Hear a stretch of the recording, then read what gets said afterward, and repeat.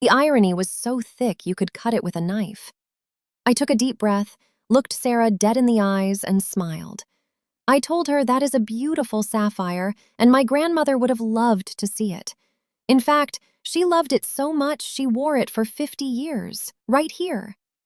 And I pulled up the exact photo I had on my phone, the one I'd been using for my missing jewelry report.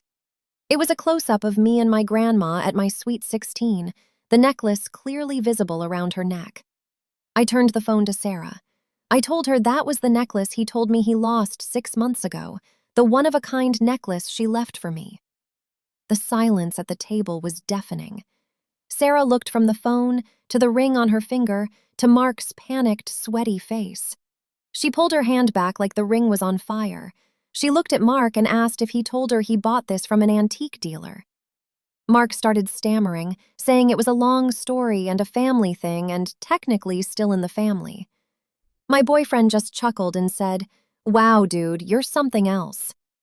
Sarah, to her absolute credit, slipped the ring off her finger and slid it across the table to me. She looked at Mark with pure disgust.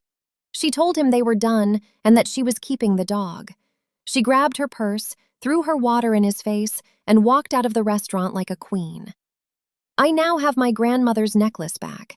It needs to be reset into its original form, but I have the stone. My brother is sitting in the restaurant, soaking wet, with a $300 tasting menu bill and no fiancé. My parents called me last night, screaming that I ruined his life. I simply said he should have thought about that before he stole from his sister and hung up.